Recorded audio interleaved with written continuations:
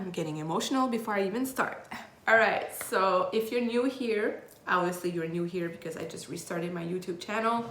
My old YouTube channel used to be Jenny the Aquarian Goddess. On TikTok, you might know me as Jenny the Aquarian Goddess or Jenny Goddess of Wisdom, because long story short, I got hacked and I had to start all over again, even though I'm still using my old account. All the money that goes through it, I can't have access to it, so I spend it on one special person that deeply needs it. So I gift her every time she's on live. I gift it to her. So thank you for everything you've sent me, because I'm helping someone else that desperately needs it. So I've been wanting to understand what I was meant to do here, what direction I should be going, and what to do. And I've been scrambling my head for a very long time, especially the last week, which explains my absence on TikTok, if you follow me there. I want to speak about my truth to understand where I'm coming from, because often I do card readings and channel messages and people seem to really connect with what I'm saying. But what some of you don't know is that that is also my life story. I started doing tarot readings and I knew of an aspect of what was supposed to come towards me, but I didn't know the length and the altitude of it.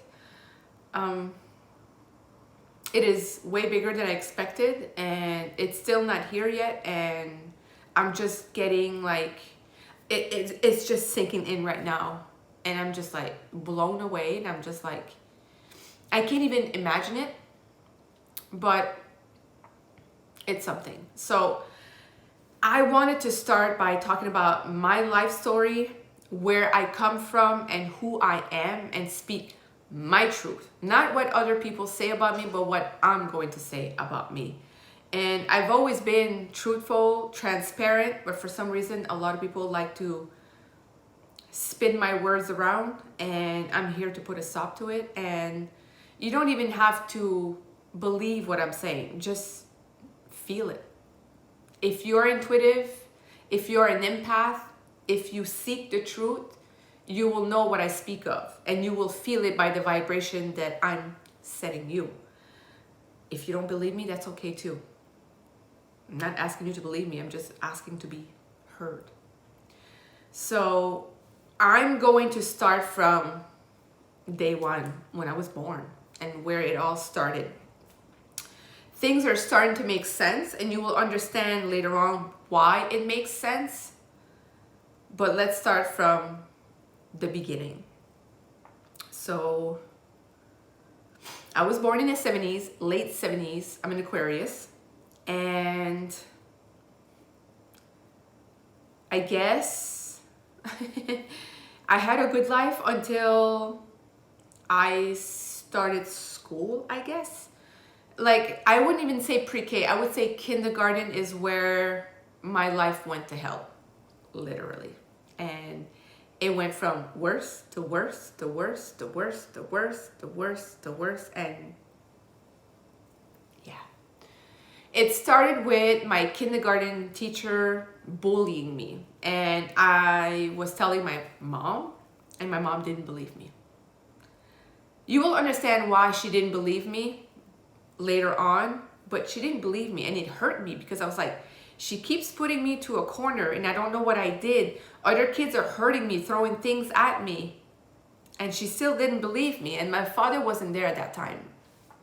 He was a seasonal worker for Irving, and he was gone most of the time, so he didn't know what was going on. But my father was also an alcoholic that used to beat me up too, so I would go home and not be believed.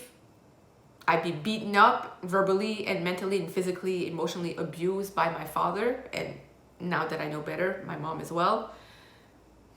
She didn't do anything because she didn't want to, because she wanted this to happen to me.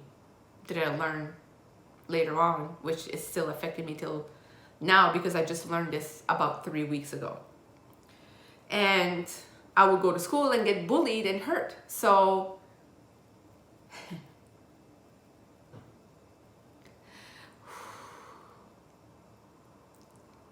You can just imagine a fraction of what I've been through. Sorry.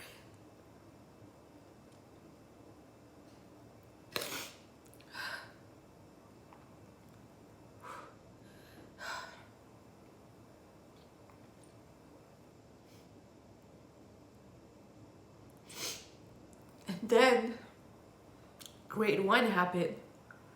Got new friends. And the teacher didn't give a fuck about me either. Grade 2, I had a fucking psycho as a teacher. Grade 3, I was non-existent to that one. Grade 4. Grade 4. Grade 5, holy fuck. Grade 6, grade 7, grade 8. Grade 8, grade 7 or grade 8, I can't remember. I stayed back. I didn't graduate the school, my class, whatever. And so I got, you know, you get kicked back, so then you go into new friends, which was amazing. It actually helped a little, but then I got into my skater phase and I didn't want to listen to anyone. I was 14 years old. I didn't want to listen to anyone. And then when I went to grade 9 is when I started to become, I wanted to become into my woman. My age 15 for me, I was acting like it was my 16th birthday. Like I started wearing a little bit of makeup, but then I was just getting so heavily bullied. Like my own family said that I was pregnant before I ever had sex. I guess I was the Virgin Mary or something. Fuck. And then finally I got switched school to an English school into another city, another town. We live in small towns. Started good, and then I started lying about my life because in this town, a lot of people, all my friends basically had a lot of money. Like their homes, their families, everything was so perfect. At least it looked like it to me. So I started lying to make myself look grander than it was, and then they caught on and I got bullied for that. My own fault. My own fault.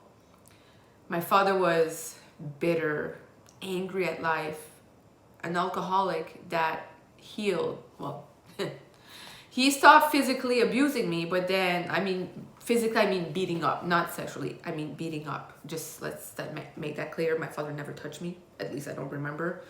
Yeah.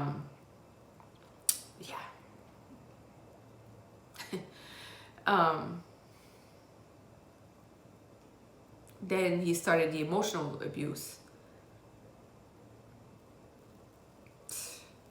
Called me stupid. And he called me étoile. In French means like you're worthless, basically. You're a piece of shit and you're not gonna go anywhere.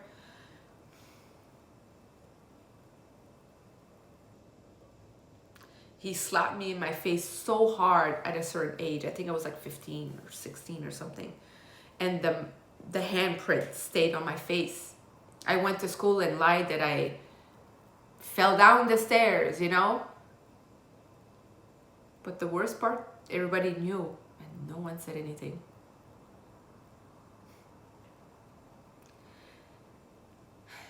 It's kind of like I was set up to fail at everything and anything I do. I couldn't keep friends. My family, none of my family cared for me. Maybe my grandma, Michaud, cared for me, I think, I hope.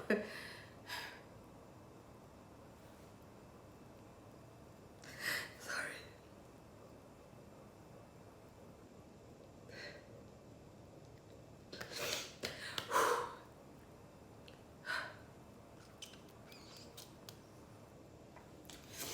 So, I found out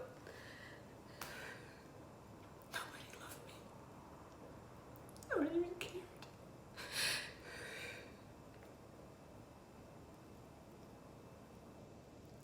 Sorry.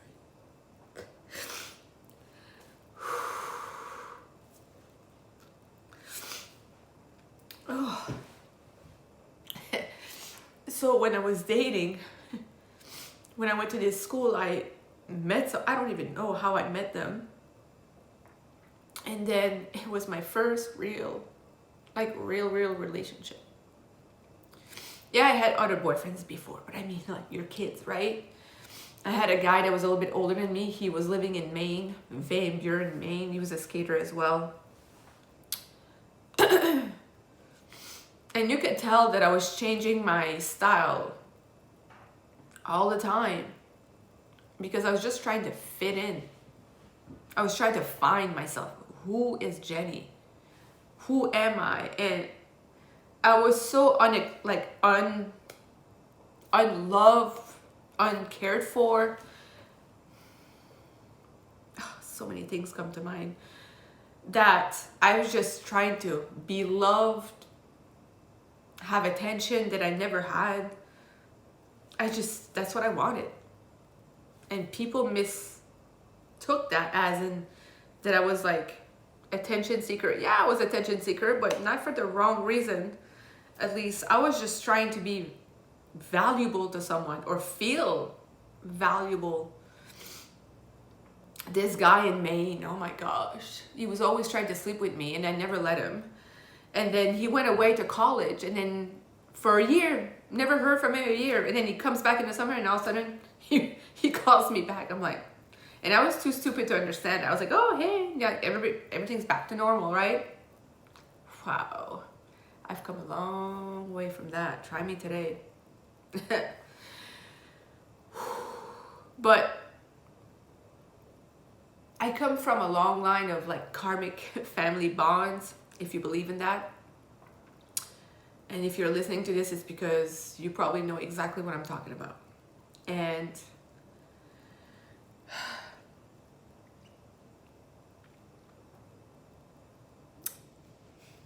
then I got into alcohol and drugs, nearly killed myself with it.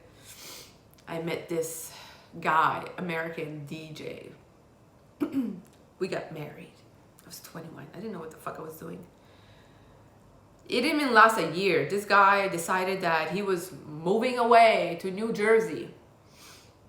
Cheated on me all the time. So I started cheating on him. Like, you're a kid. What do you do? Somebody hurts you, you hurt them back. It's what you do. But I only cheated on him when I figured out that he was cheating on me.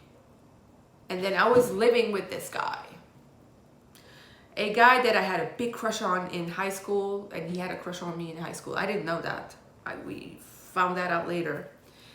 And this guy has been trying to fuck my life up since then. Because I didn't want to date him because just not my style anymore. I grew up. The bad boy image that I once liked, I don't like that anymore. Like, I'm not saying that I hate it, but I'm just like, if you look the part, cool, but at least be, you have to be knowledgeable. You have to do something with your life. You have to be somewhere. You know what I mean? Like, I'm speaking and I'm like in this old apartment, right? But I know that I'm going somewhere. And boy, did my family work hard to stop that happening for me. But anyways, I was living with this guy, and this guy was like so jealous that he was like trying to break my marriage. Maybe what I think he was trying to do is to break me so he can like, I don't know if he was trying to destroy me or to destroy my life so he can date me. Like, I'm not sure what he was trying to do. I'm still unclear. And every time I talk to someone, like, he said this about you, he said that about you. And I'm just like, what is up with this guy? Then I moved to Montreal with this guy metalhead that I started dating after my marriage failed. We moved to Montreal. Actually, the best thing I ever did, because I've learned a lot of lessons there, and I learned what life could be. I got a taste of life, at least a little bit. I was a hairstylist for 23 years. I worked at the same salon for 11 until I found out that magic was being used against me. And if you don't believe in that, you should, because it's real. Just because you don't believe in it doesn't mean it doesn't exist. We dated for, I don't know how long we dated. We dated for a very long time. Cleaned myself out of coke and things like that because I was on cocaine. Then I went to weed. Then I went back to alcohol after I broke up with him. I met this couple, which one of the girl I'm still friends with, and I'm still grateful for her. She's an amazing person. But we went through a gin and tonic type of summer, and then it died off, thank God. And then I started to, like, you know, elevate myself a little bit more. I tapped into my spirituality once again. Even when I was married, which I forgot to say, is that I went living into another province while he lived in his country, apart. And then when I came back and I told him to come get me after 3 months because it was just not working at all, I lost my job and everything, he was pissed off that I was coming back home. Why? Because he was cheating on the person that he was working with. I didn't see it, but I see it now. It took me a while to understand that.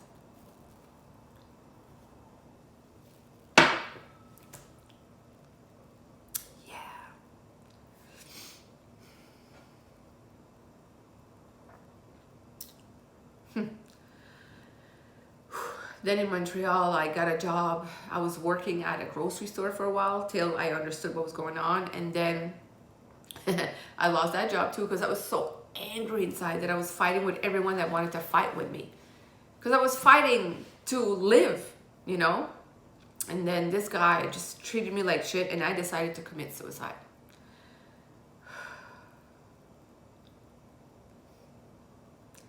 I swallowed 2 large bottles of pills. One was a very strong pain reliever. Let's just say how strong it was. You took 1 pill, I was high on 1 pill. That's why I couldn't take it. I swallowed it, all of it, and it was basically new. And I swallowed another bottle of pills. I can't remember what it was, but I swallowed so many things. I swallowed more than 2 bottles. I swallowed a lot. And you know what he said to me? Good for you. Bye. He didn't have pity on me because he did the same thing, and he said, people do this for attention. Instead of being like, okay, I'm here now, I'm listening to you, let's go to the hospital and get you pumped. He said, fuck you. I went outside and I started crying. And then I called my mom and I said, I did something and I just wanted to say bye. She started crying. My father started crying. He's like, no, and all this stuff.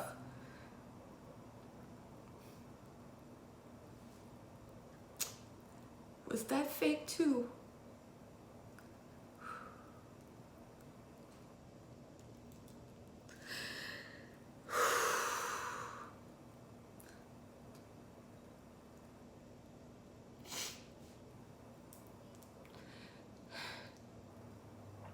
So then I hung up and I called the ambulance. And I said, I just swallowed a bunch of pills. And I need help because I'm starting to see the darkness. I was starting to feel like I can't even explain. It was like a gloom. I could see demons. I could see shit. Like, it was crazy. It was scary as fuck. And then they came and they brought me. And there was no room at the hospital, so I was on a stretch bed in the middle of the hallway with other people. And the doctor came, he's like, I'm gonna give you something to clean, and you're gonna throw up, you're gonna shit, you're gonna spit, you're gonna, it's gonna come out at every end, even your nose. Black, pitch black. And I said, okay. It's like, it tastes really horrible. I'm like, it's fine. He's like, but you have to drink all of it. It looks like black tar, like a slug. It had bubbles inside. I'm imagining that those bubbles were probably like foam to pump you, I guess. I don't know. He said, we'll start with that, and if it doesn't come out, then we'll have to pump your stomach with a tube down. I'm like, okay. I prayed to God to save me. He did. I promised him I would never do this again.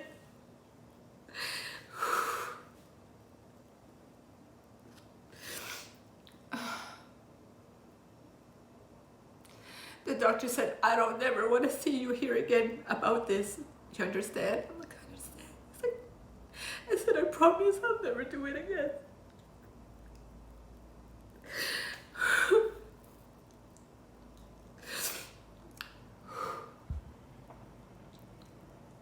And I took it. Man. Oh, man. Did I puke? At least I didn't have to be pumped. I'm so grateful for that. But God saved me. I'm not a religious person. The only time I go to church is somebody died, somebody's getting married, or if I get invited to a baptism. I don't believe in the Bible because there's a lot of lies in there. I believe that there is a real Bible, or Bibles, many books. But the one that we have right now that is like this thick, get the fuck out of here. But I believe in God. I strongly believe in God. And then, when it was time to be released from the hospital, I called the boyfriend. And he says he was so pissed that he had to spend a penny to come get me. Take the fucking bus instead, not a taxi. No, we don't have money for that. He was so pissed that I was coming back home. I think he prayed that I would die. And that's when I was like, you know what? Yeah.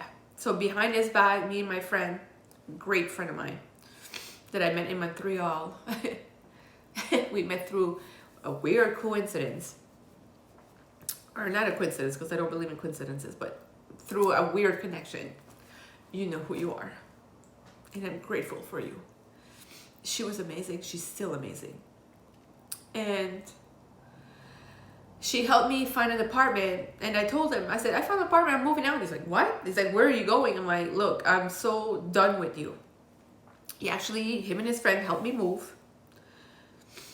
And then we still saw each other sometimes, but then I realized that he was just staying with me for sex. He was using me. So I cut it off and I met this German guy and I moved to Germany for at least a good 9 to 10 months, almost a year, on a visa, legally. It was amazing. I've traveled Germany, Czech Republic, Austria, Slovenia, London, well, England, not London, well, London, but England, and Austria, Czech Republic. Oh, Italy, my goodness, Italy. Oh, that was amazing. That was my first and last vacation ever. And Europe felt like home. Like that felt like home. And if you don't know, my father was born in England. Fresh off the boat after World War II. His father was gunned down in Sicily, and he's buried there, and I would love to go to Sicily and go visit him. It's my dream. His presence has been guiding me here. My grandpa and my dad are always there with me. So grateful.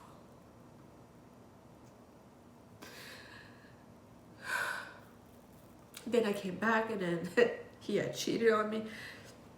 And this guy again from high school that made my life a living hell with my ex-husband wrote a freaking long message to him as like I was using him for money, and I'm like, what?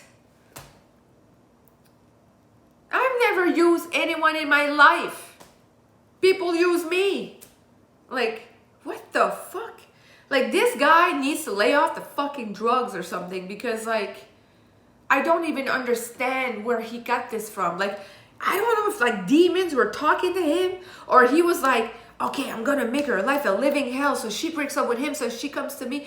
I don't know what he was trying to do. Then I went back to Montreal, and then this guy decides to move to Montreal. And then he messages me and says, we need to talk. And I was like, you know, like you, you want to talk to me. And then he sat there in front of me and fake apologized to me. Back then I believed it. Man, man, oh man, oh man. He was there to fucking, he came to destroy me, or he came to, I don't know what he's trying to do anyways. And I set him up with one of my good friends, and he made her life a living fucking hell. And he blamed everything on her. I know my friend. I know her very well, and she knows me very well. He destroyed her friendship. Everything happens for a reason in life, but I mean, like, man, this guy is karma. If it hasn't started, good luck, buddy. Good luck. For everything you put me through, I wash my hands and I let God do his thing. And then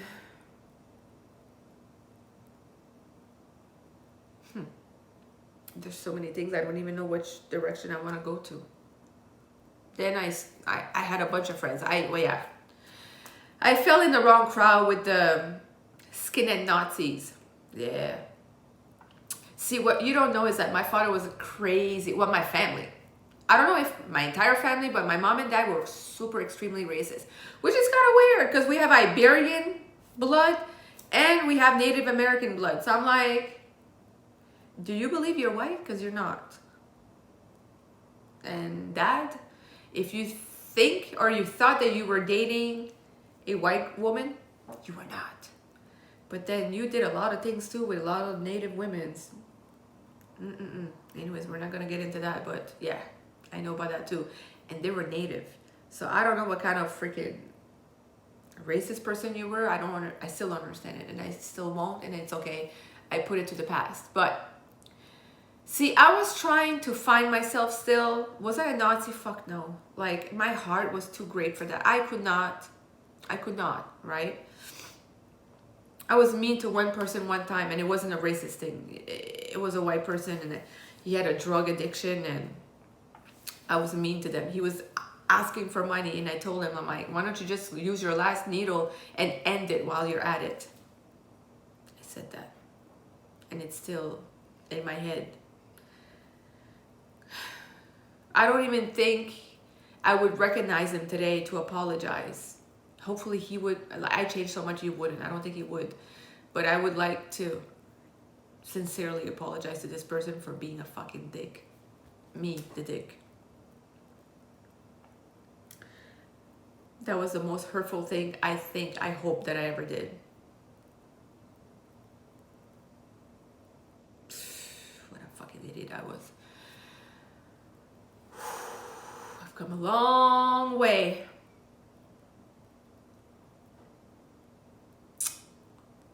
I was just trying to find myself, and I was trying to be validated from my dad. And my father, that was a racist, I was trying to connect with him, but I was never a racist. I kept on fighting with my dad, like, stop being racist. Like, I was always fighting with him. That was a big fight at home. Like, for him to stop being racist, that was the fight.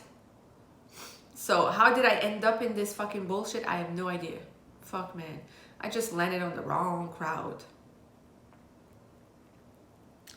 Wrong crowd, let me tell you. But I'm glad that I'm clearly out of it. Because then I was like, I just want to be me. And then I started dating black men. And I had my baby with the first black guy I ever slept with. My son Landon. The best thing. The best thing that's ever happened to me is that child. And when I told my mom, and she asked, what color was the father? And I said, black. She's like, what the fuck were you thinking? I was like, listen, if you're going to act that way, I'm going to end it right now. You'll never see me or him ever. Oh, that's not what I meant. No, that's what you meant. You better fucking straighten out or you'll never see him. She did.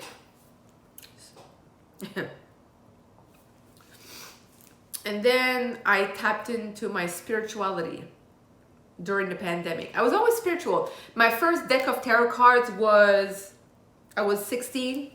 my first job working at Irving gas station in my small town, and I would take the bus by myself, go to Fredericton, New Brunswick, which was like 2.5 hour drive by bus, and I would go shopping there and then come back by myself.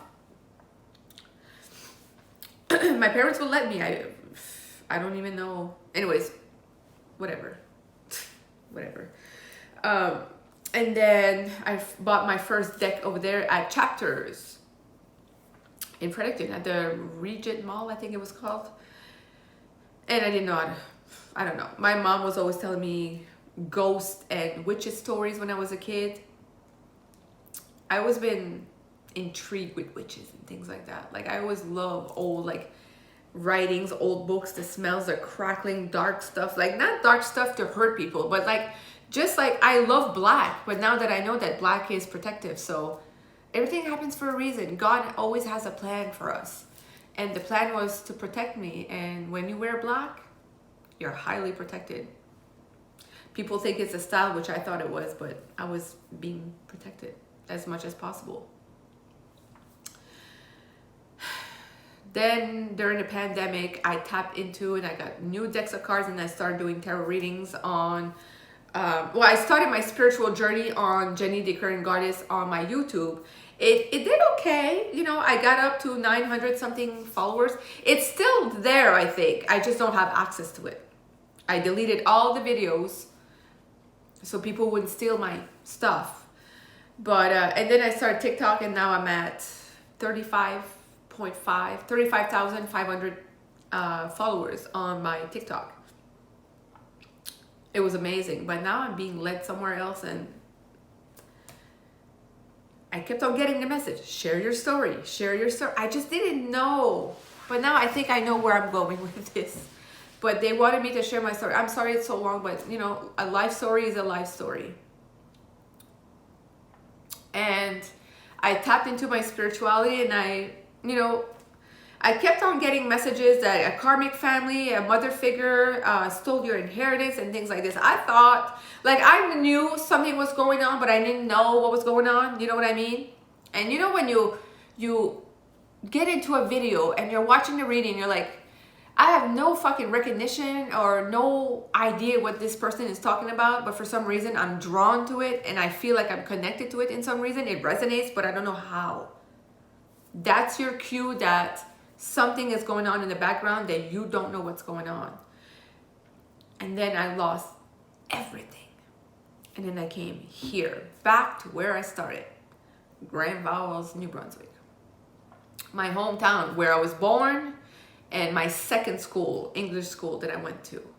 And then everybody was trying to help me. Everybody was so nice. And then I saw what was going on. They were being nice because they were trying to get in here to plant shit, to try to curse me. Well, they did curse me. Curse, jinx, hex me, voodoo dolled me. I lost some of my hair. My teeth start rotten. I needed glasses to see.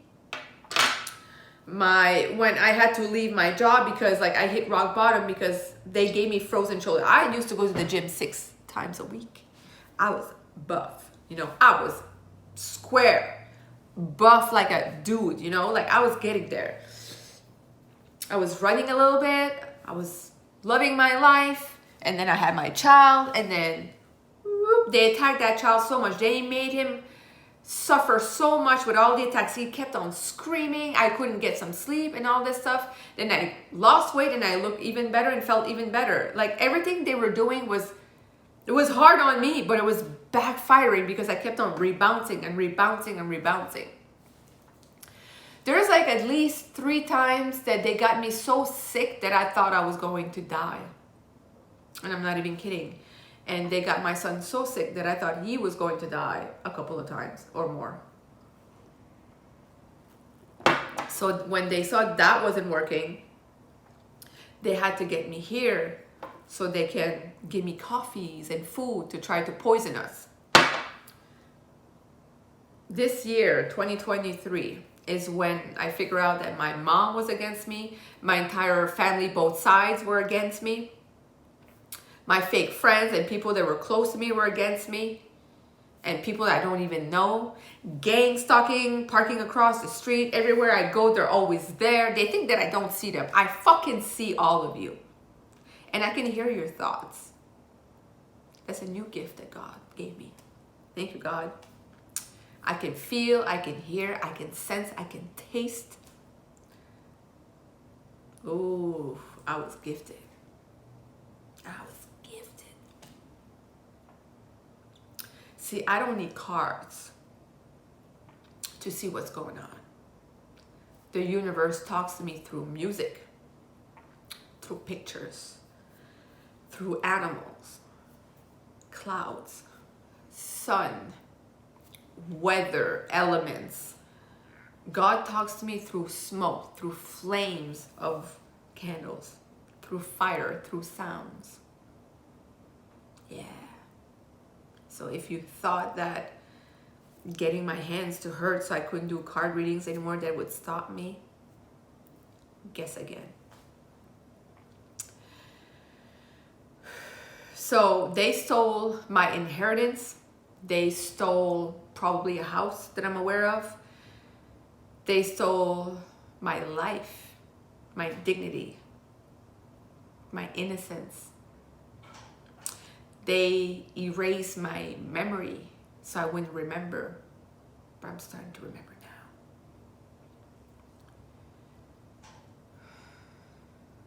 The stories my mother told me, they're now making sense. I just wasn't, like, they had me so clouded and so blinded that I couldn't see through.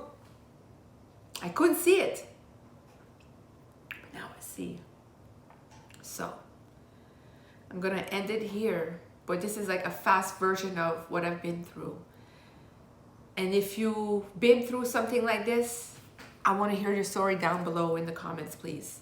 Or write to me. I'll leave my email down there, and I want to hear from you, because I can help you get stronger. I can help you get out of this. And I can help you to tap into powers that you never believed you had, and to get back what belongs to you, like I'm doing right now. Take your power back. Learn how to protect yourself. Learn how to fight back. I don't mean like revenge, because if you want to revenge, then you have some healing to do.